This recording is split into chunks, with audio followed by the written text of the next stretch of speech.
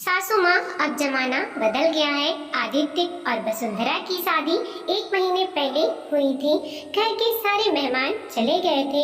अम्मा दिन भर फैले हुए घर को समेटने में लगी रहती।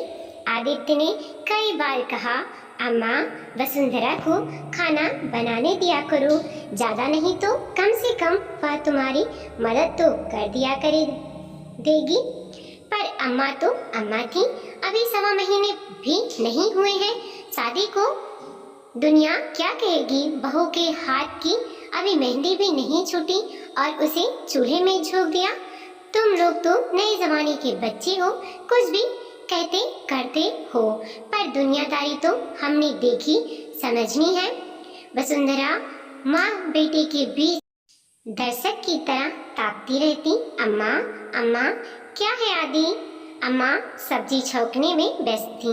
अम्मा बाहर लल्लू चाचा आए हैं। अरे लल्लू भाई साहब आए हैं। लल्लू चाचा मेरे बाबूजी के बचपन के दोस्त थे। सुख दुख अमीरी गरीबी के साथी। पहले तो बगल वाले घर में रहते थे लल्लू चाचा।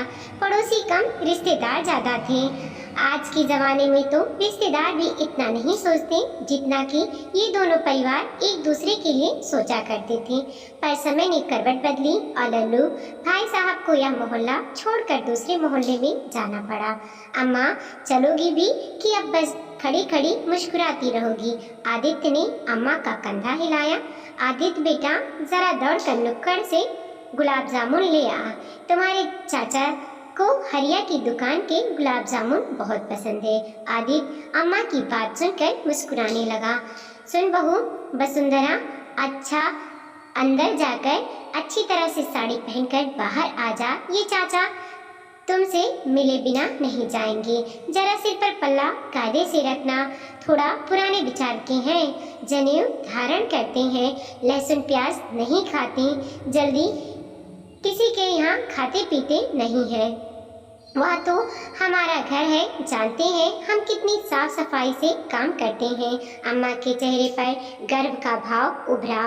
कितना नाराज होंगे भाई साहब, साल भर हो गया ऐसा बाप बेटे के बीच फंसी रहती हूँ कि उनके घर नहीं जा पाती। अम्मा बड़बड़ाए जा रही थी। प्रणाम भाई साहब, बहुत दिनों बाद आना हुआ। प्रणाम। हाँ बस ऐसे ही लल्लू जी, मतलब हम सबके लल्लू चाचा। दोहरे बदन के, पान से रंगे हुए दांत, झट दूध की तरह सफेद कुर्ता धोती, माथे पर चंदन का टीका, गर्दन के पास से जनेऊ झांक रहा था। आदित्य बचपन से उन्हें ऐसे ही देखता आ रहा है। मजाल था कि कुर्ते पर एक सिलवट मिल जाए। और लड्डू कैसे हो? चाचा ने कहा तो आदित्य पत्नी वसुंधरा के सामने अपना यह नाम सुनकर झेप गया।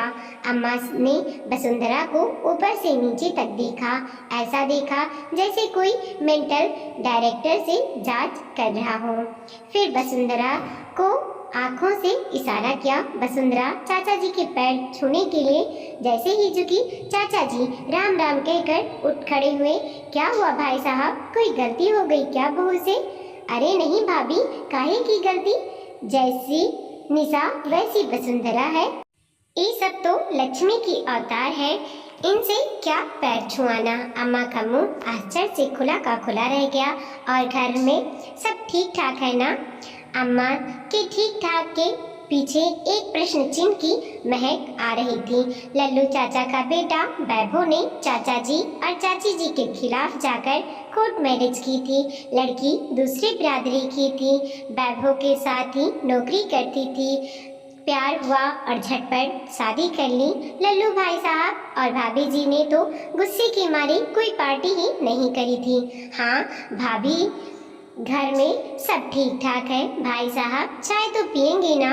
पूजा पाठ किए बिना चाचा जी कुछ खाते पीते नहीं। हाँ सिर्फ चाय पिलाइए, नाश्ता करके आए हैं।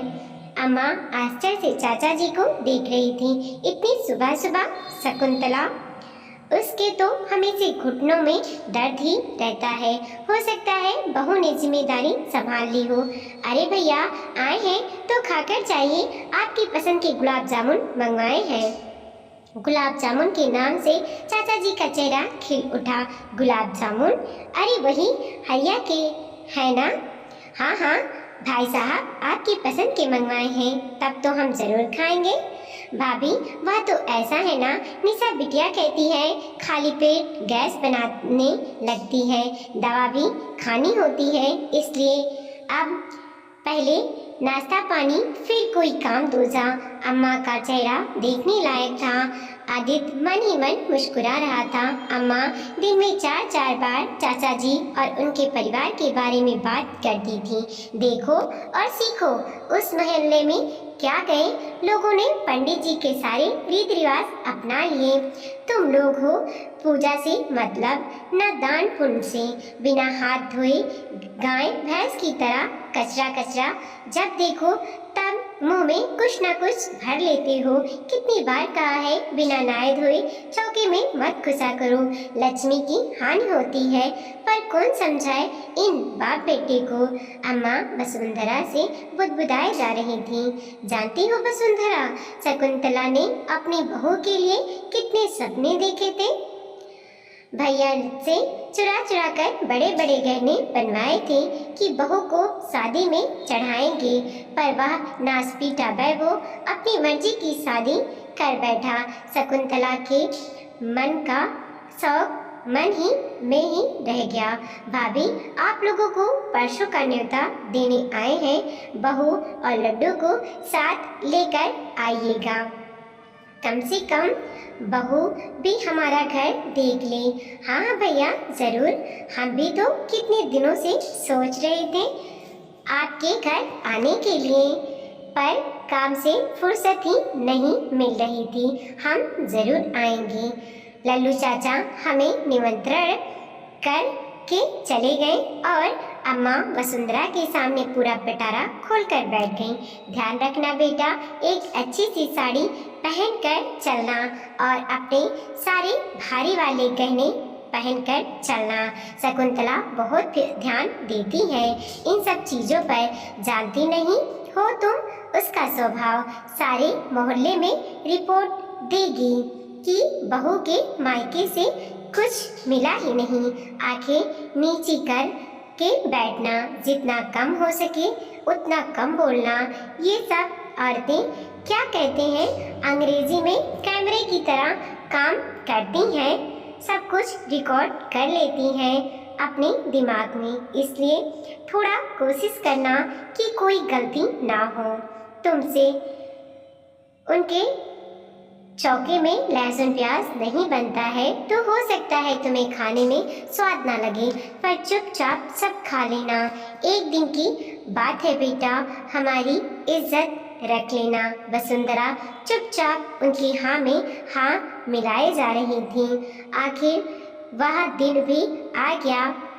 वसुंधरा अपनी सासू माँ के कहे अनुसार भारी सी लाली बनारसी साड़ी गहनों से लदी फदी चाचा जी के घर पहुंची थी। सबकी आवाज को सुनकर चाची जी चौंक कर बाहर आ गईं। वसुंधरा ने उनके पांव छुए। चाची जी ने आशीर्वाद का पिटारा खोल दिया। दूधो नहाओ, पूतो फलो, घर भर का नाम रोशन करो। बैठो बैठो बेटा, कितने दिनों बाद आई है, तुम्हारी सास को फुर्सत ही नहीं। अरे ऐसा क्या कहती हो शकुंतला, तुम तो जानती हो अकेली प्राणी है, हम क्या क्या देखें और कहाँ कहाँ देखें। जीजी सही कह रही हैं आप, मोहल्ला क्या छोटा, आना जाना भी छूट गया, पर प्रेम वैसा ही आज भी हमारे बीच है बिटिया। अरे बात ही करती रहोगी या बहू को कुछ खिलाओगी भी? लल्लू चाचा ने जोर से आवाज लगाई। अरे हाँ हाँ खिलाती हूँ, काहे गला फाड़ रहे हो वैभव के पापा? तभी एक दुबली पतली सी स्मार्ट और बिंदास सी दिखने वाली लड़की, जिसने जींस के ऊपर कुर्ती डाल रखी थी और गले में एक पतली सी सोने की चैन, हाथ में ट्रे लेकर प्रकट हुई। नमस्ते चाचा जी, नमस्ते चाची जी। अरे नमस्ते से कैसे काम चलेगा निशा, तुम्हारे घर पहली बार आई हैं, चाची जी के पैर तो छुओ। चाची जी ने कहा। OMG, सॉरी सॉरी, मैं भूल गई थी। निशा खिलखिला कर हंस पड़ी। सबके पैर छूने के बाद निशा वसुंधरा की ओर मुड़ी। वेलकम भाभी, मैं निशा, आपकी देवरानी। निशा ने अपनी बड़ी बड़ी गोल गोल आंखें को घुमाकर कहा।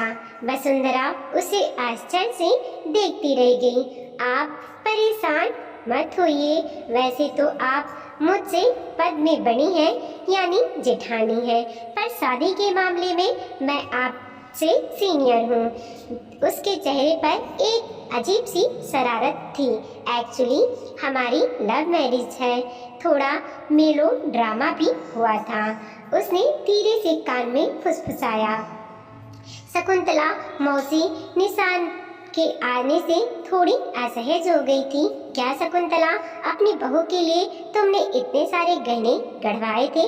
क्या एकदम मरी सी चैन पहनी हुई है या? निशा बेटा, तुम्हारी सास ने तुम्हें कुछ पहनने को नहीं दिया क्या?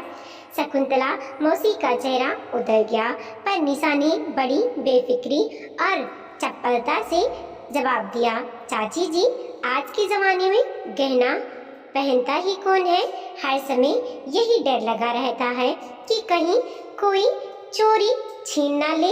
वैसे भी साड़ी तो मेरे बस की नहीं, और जीन्स और सलवार सूट पर भारी गहने अच्छे नहीं लगते। मैं तो वैसे बस एक फीकी टॉप के गहने पहनती हूँ। चाची जी, ये लीजिए गर्मा गर्म प्याज की पकौड़ी, लहसुन धनिया की चटनी के साथ खाकर देखिए, मैंने बनाई है, मज़ा आ जाएगा।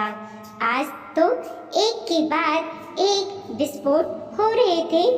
अम्मा को कुछ समझ नहीं आ रहा था कि उनके साथ क्या हो रहा है। या तो ज़माना आगे बढ़ गया है या फिर वही पीछे रह गई हैं। तभी शकुंतला चाची जी ने अम्मा के कान में धीरे से फुसफुसाया। जीजी, बहू के पैर तो देखो। क्या हुआ शकुंतला जीजी? आपकी बहू की 20 की उंगली बड़ी है। अम्मा कहती हैं जिसकी लड़की के पैर की उंगलियां बड़ी होती हैं वह अपने पति पर राज करती है राज। जीजी, पहले दिन से ही लगाम कस कर रखना, वरना तुम्हारे बिटवा फुल हो जाएगा। फिर ना कहना हम सचेत नहीं किए। वसुंधरा चुपचाप उन दोनों की बातों को सुन रही थी। फिलहाल तो उसे उनके बेटे की कमान निशा के हाथों में ही दिख रही थी। वहीं अम्मा क्यों पीछे रहती? उन्हें अपनी बहू के सामने यह बताना था कि वह कितने भी अपने रूप का जादू अपने पति के ऊपर चला दे, पर उनका बेटा तो सिर्फ उनका ही है। अरे शकुंतला, दुनिया का मैं नहीं जानती, पर मेरा बेटा तो गऊ है, गऊ। मेरी मर्जी के बिना वह घर के बाहर कदम भी नहीं रखता। पान, बीड़ी, सिगरेट तो बहुत दूर की बात है। जमाने की हवा तो उसने बिल्कुल भी नहीं लगी है। वसुंधरा चुपचाप उन दोनों की बातों को सुनकर मुस्कुरा रही थी। उसकी मम्मी जी अपने लल्ला का गुणगान करने से नहीं थक रही थी, और उनका लल्ला तो शादी की पहली रात ही उसके सामने यह स्वीकार कर चुका था कि वह कभी कभी दोस्तों के साथ पी लेता है, पर आदत नहीं है। पान गुटखे का भी कोई विशेष शौक नहीं है, पर कसम भी नहीं है। वसुंधरा सास के इस भ्रम को तोड़ना नहीं चाहती थी।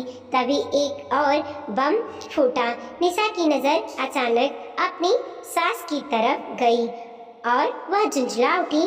क्या मम्मी जी, कितनी बार कहा है आपसे कि मैचिंग कपड़े पहना कीजिए। देखिए ना, आप फिर से वही लाल पीली चूड़ियाँ पहनकर खड़ी हो गई हैं।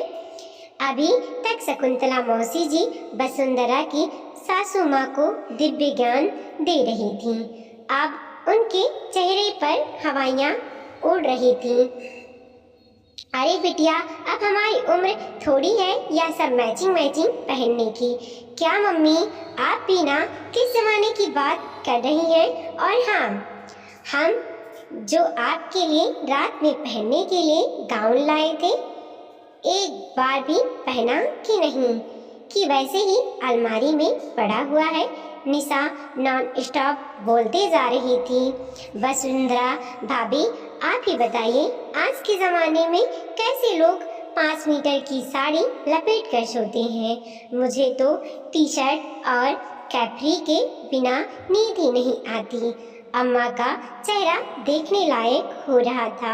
आदित्य की हंसी रुके ना रुक रही थी।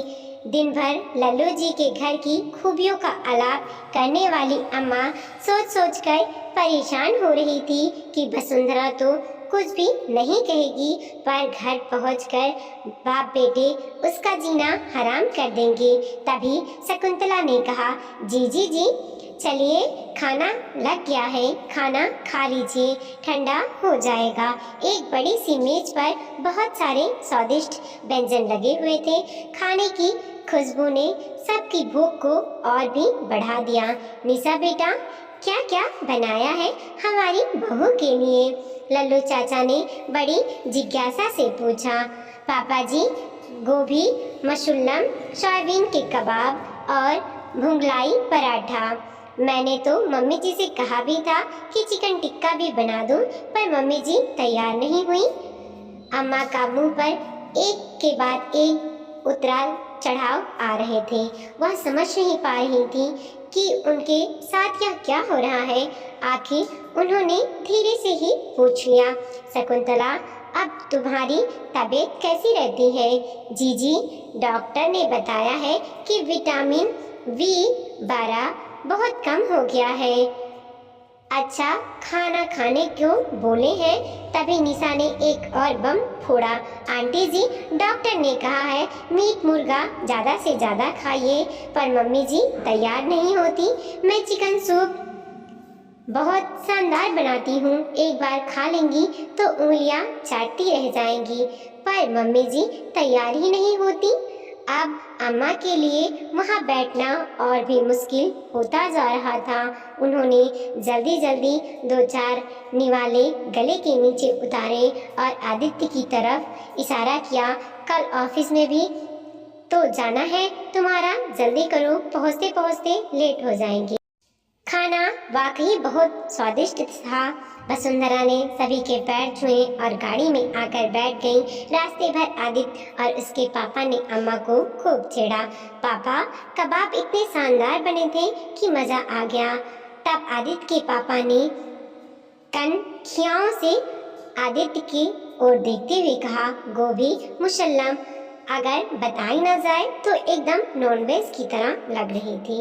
अम्मा, अगली बार निशा के हाथ का चिकन सूप पीने जरूर चलेंगे। वसुंधरा दोनों बाप बेटे की छेड़खानी को अच्छी तरह समझ रही थी और अम्मा खिसियाई हुई चुपचाप खिड़की के बाहर देख रही थी। सोच रही थी कि वाकई ज़माना बहुत बदल गया है। वीडियो को लाइक कीजिए, कमेंट कीजिए और अपने दोस्तों के साथ ज़रूर शेयर कीजिए। चैनल पर नए हैं प्लीज़ सब्सक्राइब कीजिए और देखते रहिए मोटिवेशनल स्टोरी।